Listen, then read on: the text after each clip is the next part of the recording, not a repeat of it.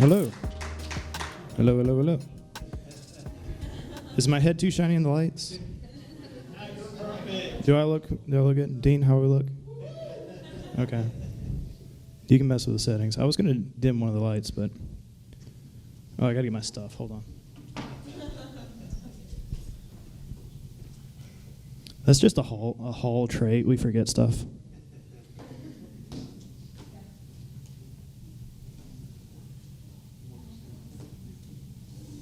How are y'all? How is everyone? Good. I am nervous. I'm honest. Not really. I'm not nervous. Not really nervous. All right. So let's see. Great worship. I love how Joanna pushed the join the team. I was the biggest pusher for that, and I was like, I need more people back there. I need more people back there. Because serving back there is just, it's serving without getting recognition a lot of the time. So I want to really reward that. And the last, I think it was 5 weeks, I told Neil, I was like, I got to step down from worship and like focus back there because we're pushing the streaming. Hello, streaming people. How are you doing? You're all beautiful. Also, bear with me. Sometimes I lose track of my words. Sometimes I stumble over my words, but we'll get past that. Don't worry. So before we kind of like jump into it, let's all stand and we'll get into the word.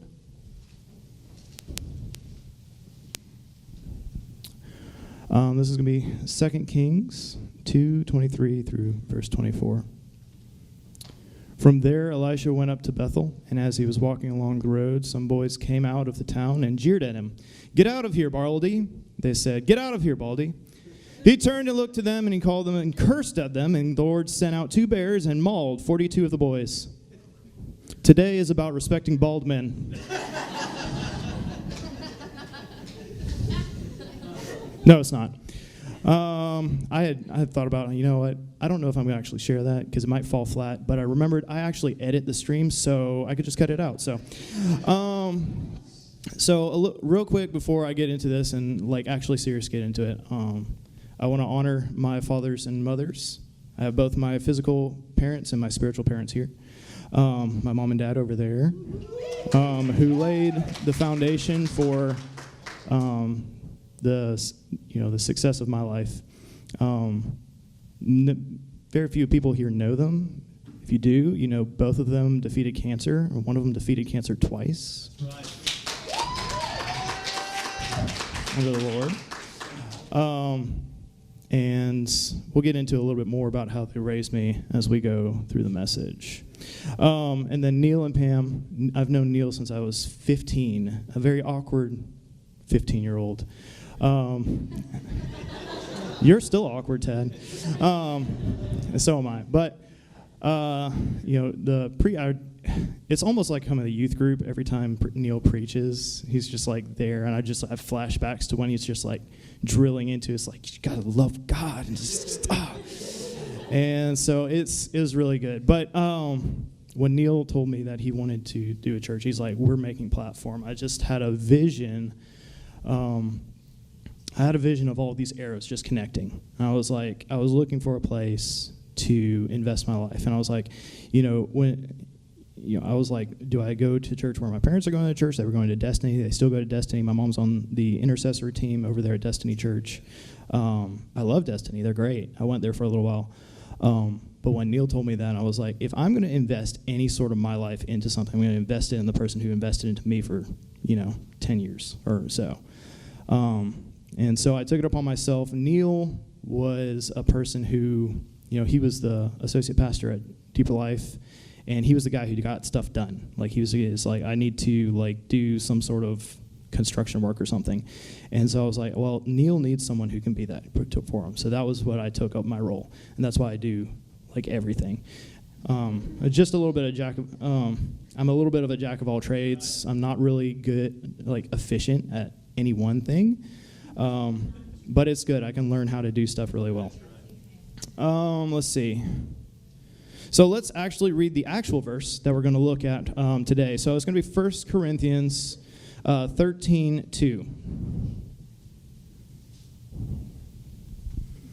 I also told Sam after he preached, I was like, I'm so frustrated at you because he's just so charismatic. It's just, I cannot stand it sometimes. All right, so if we're all there, 1 Corinthians 13:2, if I have the gift of prophecy and can fathom all mysteries and all knowledge, and if I have faith that can move mountains, but do not have love, I have nothing. So today I want to talk about the difference between a religious mindset and a life-giving mindset. I want to talk about what it means to put relationship above religion, okay? The relationship, yeah. Repping the merch. All right, so let's start out a little bit kind of dry. So y'all can sit down. Just sit down. Come on. I was thinking, it's my first time doing this. So let's start out very just simple. The definition of religion, according to the dictionary. A set of beliefs concerning the cause, nature, and purpose of the universe, especially when considered as a creation or superhuman agency or agencies, usually involving devotional, ritual observance, and often containing moral code governing the conduct of human affairs. This is going to be great. All right. Very, very dry. But where do I want to go with this? So, Paul said that Jesus didn't come to destroy the law. He came to fulfill the law. When we think of, religion, it's become very trendy to be like a relationship above religion, okay? What does that mean, though? Is religion bad? Some form of religion is bad. But what is the thing that makes that religion bad?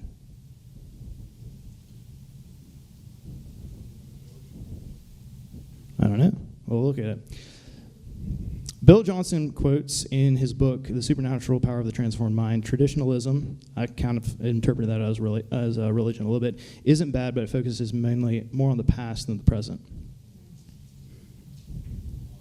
So what is the thing that takes religious practices? Because a lot of the religious practices, if you look into it, even some of the Levitical law is not bad for us. It's healthy practices. And when you look at, a lot of people, look at what does sin do, it's unhealthy for you. So religion, or the law, if you will, is not bad. It's just you can go a different way with it. So what's the thing that makes religious practices into unhealthy lifestyle or dead religion? Well, according to 1 Corinthians, it's love. Okay, so the more into the 1 Corinthians, let me see if I can turn there real quick. He goes into, a lot of it is talking about the gifts of the Spirit, but the first part is gifts of the Spirit. Then he goes, if I have all this stuff, but I don't have love, what do I have? So you go down, what is love? I thought about what is love for the longest time. What is love? How do you measure love? It can't be just all tingly feelings and, going out on dates and stuff, What is it? Because, Jesus is love, right? Well, let's look at it real quick. Where's my app? There we go.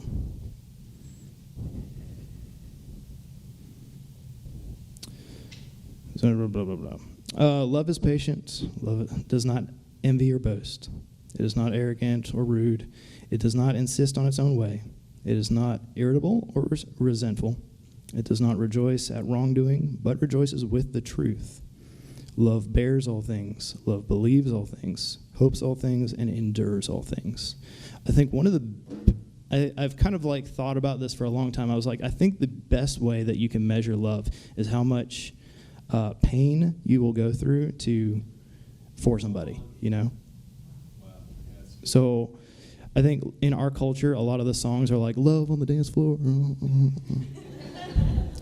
You're talking about something else, buddy. How much? We don't like talking about pain very much, do we? I'm going a little bit different. I'm going on a bunny trail. Let's walk back here. So we're talking about religion, okay? So good religion, bad religion, quote unquote. The difference is primarily love, right? We all agree on that? And I just want to think, I want y'all to just think about this. Take the meat and leave the bones, That's what my parents always did. When I was driving home after we were at Covenant Church then, and we'd drive home and I listened to my mom debate about what the pastor said. What was good, what was bad. I was like, my parents know everything right.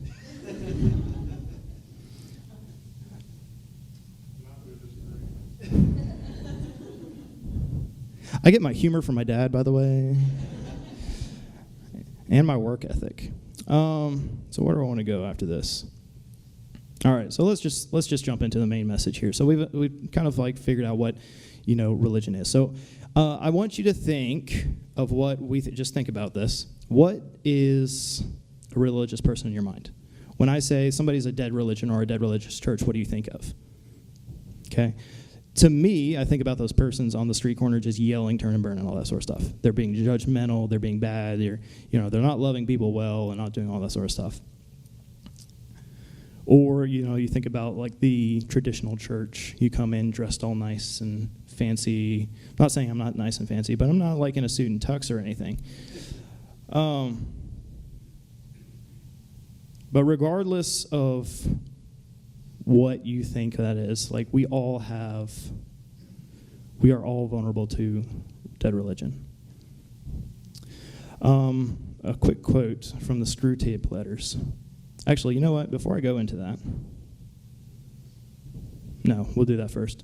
So a quick quote of the Screwtape Letters. A note of great, well, does everybody know the Screwtape Letters? It's a book that C.S. Lewis wrote. It's about two demons talking back and forth, talking about their patient, who is the person they're tormenting and trying to get to go to hell, okay? A note of grave displeasure that your patient has become a Christian. Do not indulge in the hope that you will escape the usual penalties, talking about, you're going to get tortured now. Indeed, in your better moments, I trust that you would hardly even wish to do so. In the meantime, we must make the best of the situation. There is no need to despair.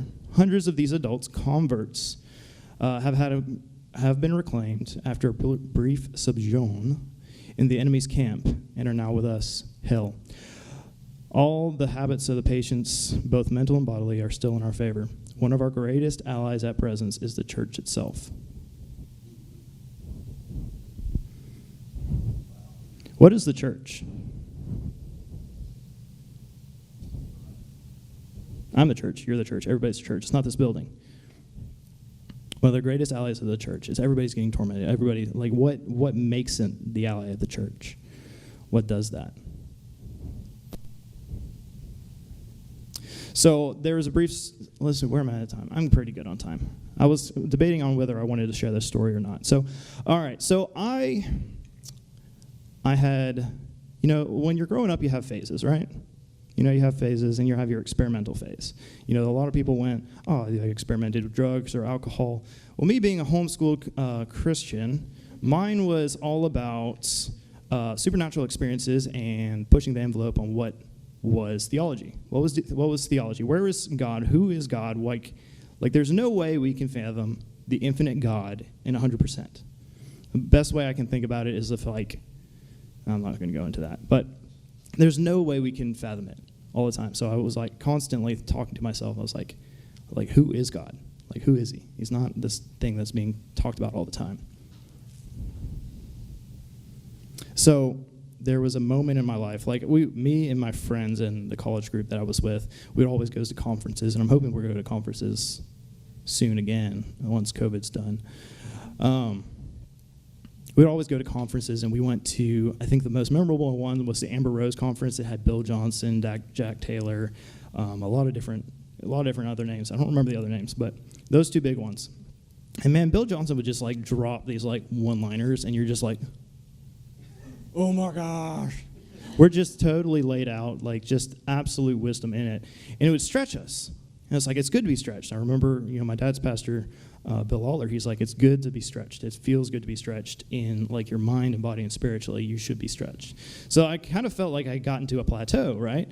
And I'm okay, well, where's God? What's the next step? What's the next step of God? And we'll come back to that.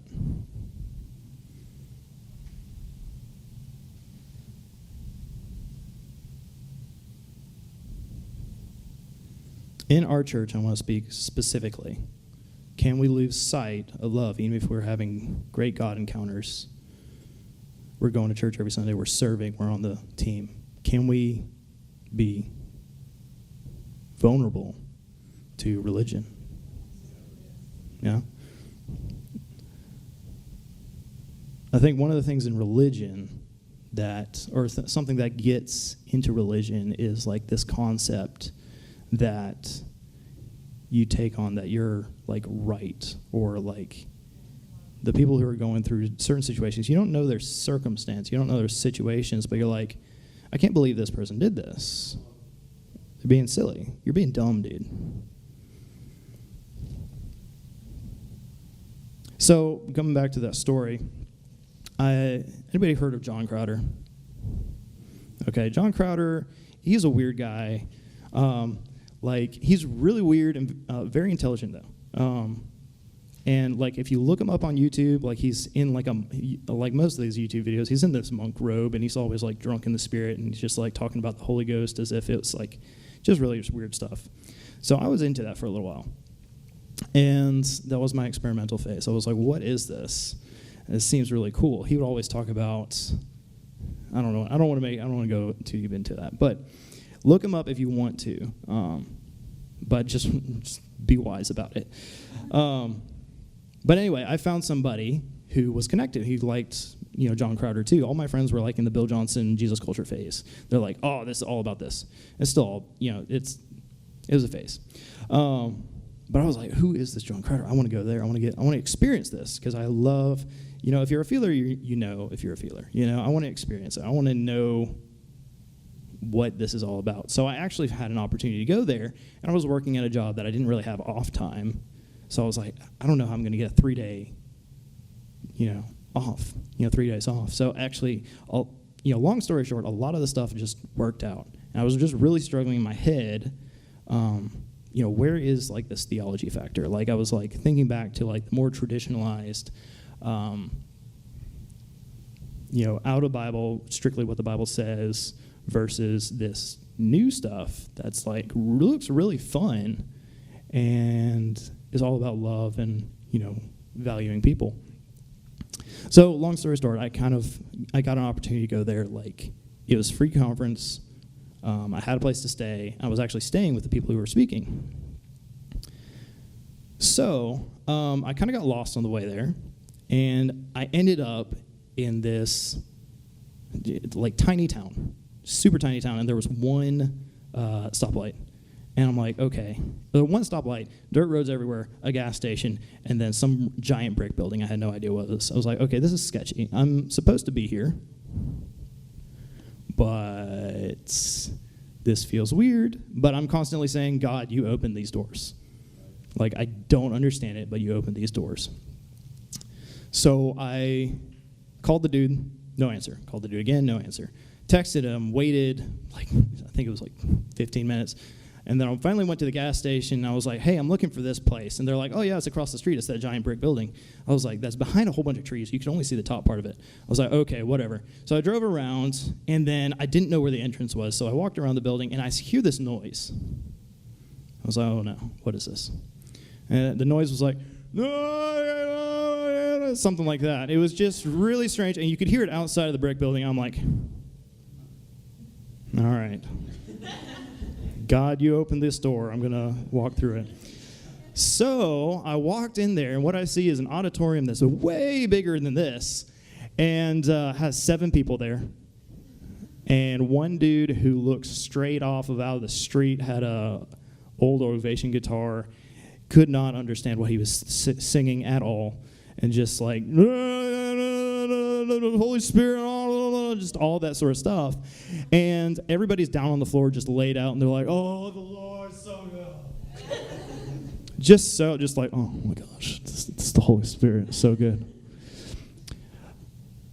So I find the guy that I knew, and he was bald like me. I was like, hey, it's my bald friend who loves John Crowder. I was like, John Crowder's bald too. I was like, sweet. And so I went up there, and I didn't know anybody. And I'm kind of just like conserved before I talk to anybody. I keep my mouth shut for the most part. And so I just sat down next to him, and So I sat down next to him, and behind him was the dude who was speaking. I didn't know him. He looked just like John Crowder, had this big old, like, just the goatee, and he just grew it out. And so he came up. So I sat down, and I'm like, I don't know what's going on. I'm just going to try to enjoy the presence, just take it as it is. And then I feel these hands on my head. And then, and I hear, you have such a beautiful bald head.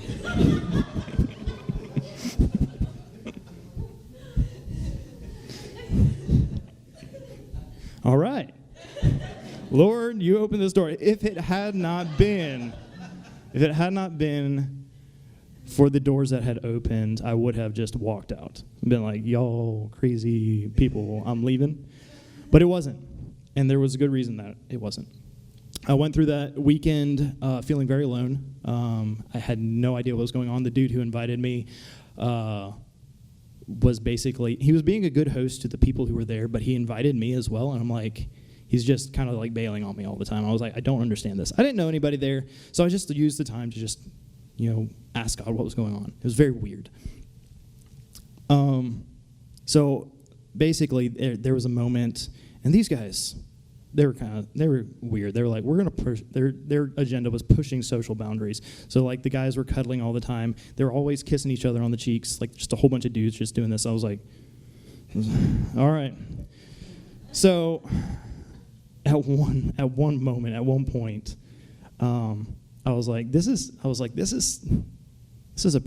the next step to God, right? This is like this is where I'm supposed to, go to, the next step to Jesus and stuff, right? And the dude said one thing that I was like, I know these guys don't have all the answers, because they were talking about theology and they were talking about Bethel and how Bethel almost had it. They almost had it, but they stopped just short, and we're right.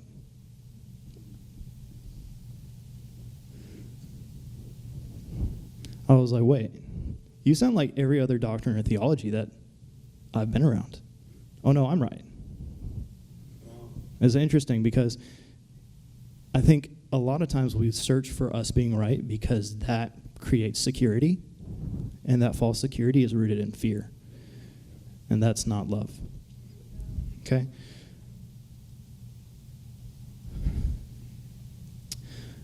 Matthew 7:21-23. Not everyone who says to me, Lord, Lord, will enter the kingdom of heaven, but only the ones who do the will of my Father who is in heaven. Many will have said on that day, Lord, Lord, did we not prophesy in your name? Did we not drive out the demons in your name, perform miracles, signs and wonders, many miracles? Then I will tell them plainly, I never knew you. Go away from me, evildoers. Interesting how he says the will of his Father is different from just doing signs and wonders and miracles and prophecy. I was really, really good at words of knowledge for a long time and prophecy, and I was in a small group, and they kind of like halted me up on like a high horse. They were like, oh, Michael's the prophet. Michael's the dude. He comes in. I would immediately speak into their lives, and it was definitely God, because there was one time I prophesied. I was like, oh, you're a runner. You love to run. I just see you running this race. You love to run. And she was all about running. Like in college, she did running. Never knew her, never met her. And then I asked myself there was two specific times, but there was one time I was like, why am I doing this? Am I motivated by love, or do I just like how it feels to be put on this high horse? I wasn't motivated by love, and I made a promise to myself, I will never give a prophecy, I will never pray for anybody unless it's motivated by love. And it takes a little bit of stuff to do that. Remember, to measure, I forget the verse, but it's like the ultimate form of love is giving your life. And we love to say, oh man, I love that person I've never met. Well, how much are you willing to sacrifice for that person?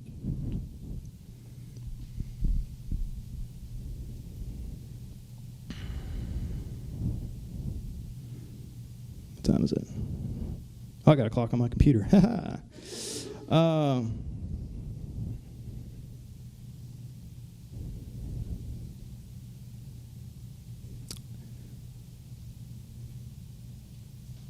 It's actually a really short message. We'll move on pretty quickly.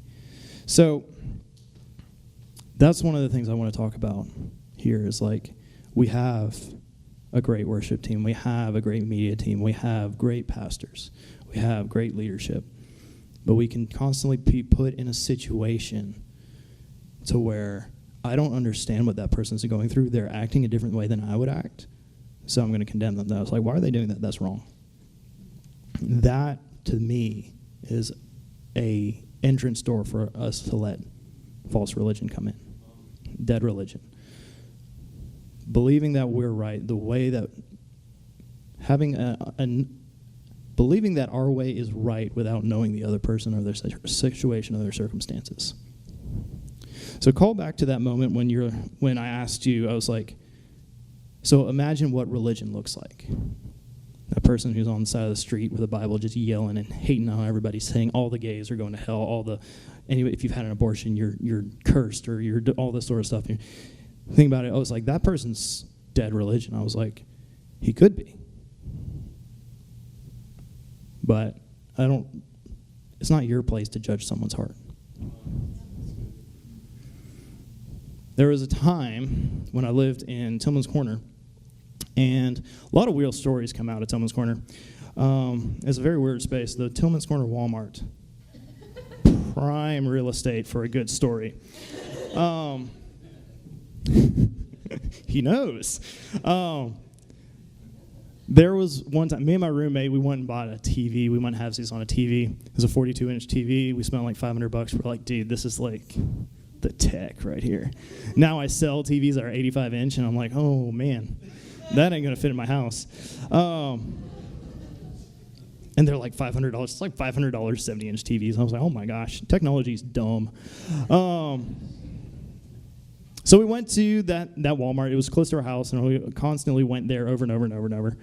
And it was probably every Wednesday, or like I want to say it's every Wednesday. I don't know. It was very regular. You would hear this dude on the other side of the parking lot just reading out of Scripture. And that's it. He was just reading out of Scripture. The Lord said something, and just went on and on and on and on and on. Nobody listened to him. Nobody saw him. And me and my roommate were, of course, super spiritual Bill Johnson listeners. Said, oh, that guy, that guy doesn't know how to do anything. We're right. Except for one day, I was up there and I drove by, and I was in my old Toyota Camry, which I love. It had no door handles. You're like, Michael, that's horrible. I was like, no, it's not. Because there was one time, like one of my friends had a graduation. It was Tad's sister had a graduation. I think it was. Anyway, somebody went around everybody's car and just checked for unlocked cars. Mine was definitely unlocked. And I had an aftermarket radio, I had a GPS, I had subwoofers. It sounded horrible, but I was cool. And everybody who had unlocked doors got stuff stolen out of them except for mine because I didn't have any door handles. This is great. So anyway, I'm driving along, and this dude's out there preaching. He's got a PA system. He's got an old van. It says something. I don't remember, some 1-800 number or something like that. And he's standing out there, and he's just reading scriptures. And I was like, and I suddenly like drove by, and I felt like the Lord's heart. And I was like, God's like, I want you to go out there and give that guy a hug. I was like, okay. So being me in my awkward phase, still hadn't come out. I was like 20-ish, still very awkward. Did not understand social cues at all. So I immediately turn into a parking space, jump out of my car. Actually, I don't even think it was a parking space. I just stopped on the side of the road and started walking towards this dude just like, it was really windy. I was wearing something like this too. It was just backstab. Just blowing in the wind. It's just blowing in the wind. Walking up there really fast, because I walk really fast when I've got a mission to do something. So I'm walking up there, and the dude's like, and the Lord... And so he's freaking out, and I don't understand that. And I was like, I don't know. So I walked up to him and stopped, and he's like looking at, it's like preaching, and he stops, and I was like, dude, can I just give you a hug? That's not funny. No. That's the Lord's heart. No. Anyway, I was like, dude, can I give you a hug? And immediately he actually started breaking down because, we were making fun of him because he's never seen any conversions or never seen any, any people get affected, and he's so frustrated with that. And he believes that he's doing the Lord's work. He believes that he really has a passion for it. That's the only thing he knows. So I gave him a hug, and I just prayed with him. And I was like, dude, you do you. Everybody's in different situations with their life. Sometimes they might need that to take them from a kind of entry-level theology or experiential condition, and not just go into John Crowder. Everybody's in a different place.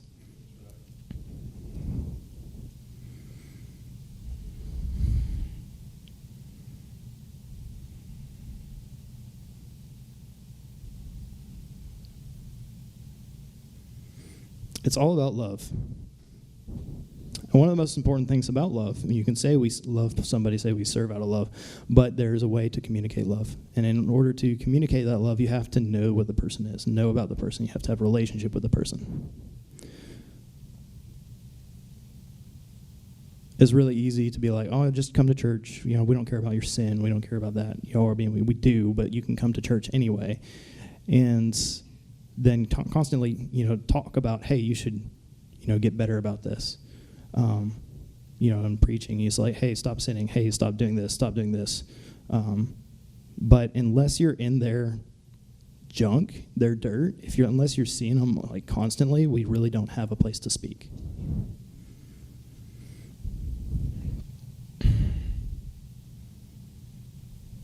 Just some notes, dead religious traits, putting beliefs above relationship, believing that your way is the only way, speaking specifically of a system of theology, constantly condemning those who do not believe like you.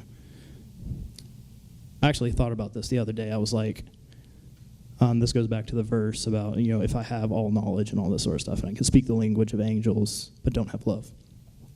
If you think about it, I'm going to put myself, I'm a huge nerd, so I think about things with numbers, which really helps at my job because I always know my numbers. But, okay, think of God. So God's infinite. So it's an infinite line going back and forth. Just infinite. We can't comprehend what infinite is, but just think of it like a really long or a really big screen. And on one end to the other is a line, okay?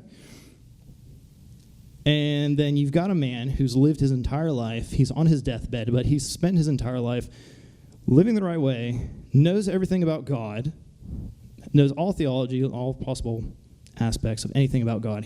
You've got this long line right there. That represents his life. So you see God's life, you see this guy's life.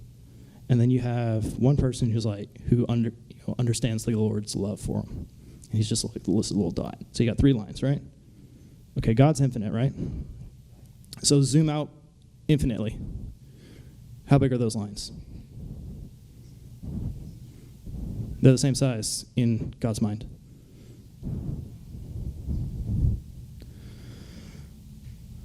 Oh, all right. So we got one more thing, and then we're going to end. I wrote a poem. It's not a very good poem. But I want to tell you one more story, and then we're going to end.